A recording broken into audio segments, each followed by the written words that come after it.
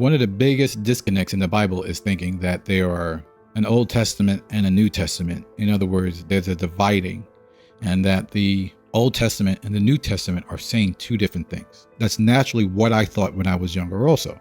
Instead of just calling it the Bible, when you label something the New Testament and the Old Testament, it leads people into a misconception. And one of the reasons why I created this channel and I started talking about the Bible is to show people who want to understand that there is literally no difference between the Old Testament and the New Testament. There's a difference between the Old Covenant and the New Covenant, and the New Covenant is not here yet.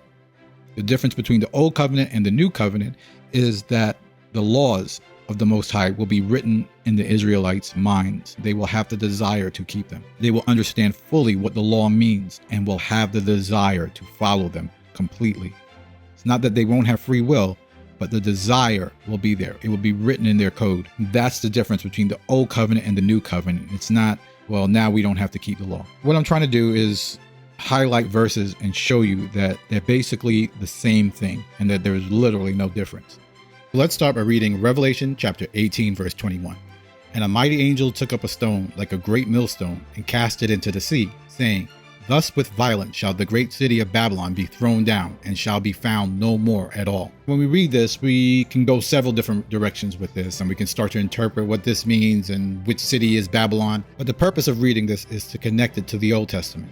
And the way we connect it to the Old Testament is by reading Jeremiah 51, verse 60. So Jeremiah wrote in a book all the evil that should come on Babylon, even all the words that are written against Babylon. And Jeremiah said to Sariah, When thou come to Babylon, and shalt see, and shalt read all these words, thou shalt say, The Most High has spoken against this place to cut it off, that none shall remain in it, neither man nor beast, but it shall be desolate forever. And it shall be when thou hast made an end of reading this book, that thou shalt bind a stone to it, and cast it in the midst of Euphrates, and thou shalt say, Thus shall Babylon sink, and shall not rise from the evil that I will bring upon her, and they shall be weary. Thus far are the words of Jeremiah. So when we're reading this, we're going to connect verse 63 with Revelation 18:21.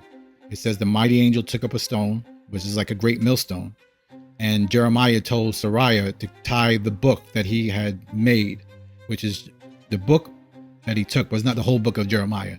It's chapter 50 and 51 of the destruction of Babylon. And he said that when he gets to Babylon, he should read it and then tie a stone to it. The way in Revelation, the angel is tying a stone and then he casts it into the sea. And then Sariah is to throw the stone with the book into the great river Euphrates. We understand that the angel also threw the stone into the river Euphrates.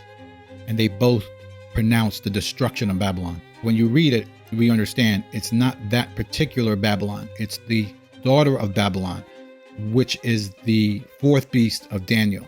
Daniel's dream had the four beasts. The first was Babylon, the second was Persia, the third was the Greek kingdom, and then the fourth beast is the daughter of Babylon, which is the Roman Empire, which died and was reborn in current times now. And the only purpose of going through this is to understand how this final kingdom will fall, which is through a war. So when you read Revelation, it talks differently, but you know that they're both connected by those two anchor verses, Jeremiah 51:63 and Revelation 18:21. So then you go to Revelation, and then so you read at the top of Revelation, and then you're going to hear about the destruction of Babylon. So let's read Revelation 18, verse 2. He cried mighty with a strong voice, saying, Babylon the great is fallen, and has become the habitation of devils, the hole of every foul spirit, and the cage of every unclean and hateful bird. For all nations have drunk of the wine and the wrath of her fornication, and the kings of the earth have committed fornication with her. And the merchants of the earth are waxed rich through the abundance of her delicacies. And I heard another voice from heaven saying, Come out of her, my people, that ye be not partakers of her sin, and that ye receive not her plagues.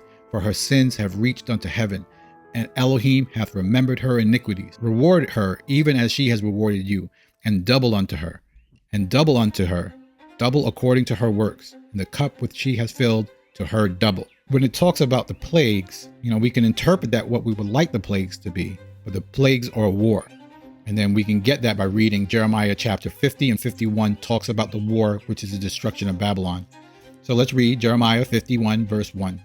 Thus saith the Most High, Behold, I will raise up against Babylon and against them that dwell in the midst of them that that rise up against me a destroying wind. And I will send unto Babylon fanners that shall fan her, and they shall empty out her land.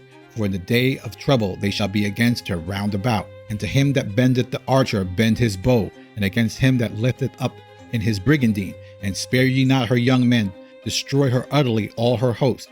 Thus the slain shall fall in the land of the Chaldeans, and they shall thrust through in her streets. For Israel has not been forsaken, nor Judah of his Elohim, and the Most High of hosts through their land was filled with sin against the Holy One of Israel. Flee out of the midst of Babylon, and deliver every man his soul.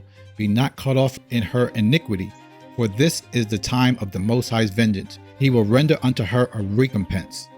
We see the stories match. They're similar. When you have Jeremiah and you have Revelation, and this is how you're going to understand Revelation, is by reading the Old Testament. There's nothing new here. The storyline is the same. And you can connect this with Daniel, because Daniel's talking about the same thing. The 4 beasts that have to rule the earth. We're living in the middle of the 4 beasts. We connect Revelation 18:4, where it says, I heard another voice from heaven saying, Come out of her, my people, that ye be not partakers of her sins, and that you receive not her plagues. And you connect that with Jeremiah 51 verse 6, where it says, Flee out of the midst of Babylon, and deliver every man his soul. Be not cut off in her iniquity, for it is the time of the Most High's vengeance. He will render unto her a recompense. So those 2 verses are connected, and the chapters in 18 and 19 in Revelation and Jeremiah 50 and 51 are all related. And we know it's a war because it talks about an archer. When you see the archers, and these are all weapons of war, and it's unmistakable when you read chapter 50 and 51. So to sum this all up, when you read the Bible, there's no difference between the Old Testament and the New Testament. They're telling the same stories, different ways, different analogies.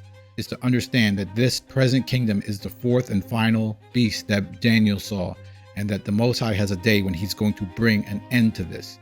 And as followers of the Most High, it's important that we not fall in love with this last kingdom and get so caught up in trying to live a life here that does not follow the Most High, but tries to succeed in this kingdom that the Most High will eventually bring down. That's it for today. Thank you for watching, and I will see you in the next video.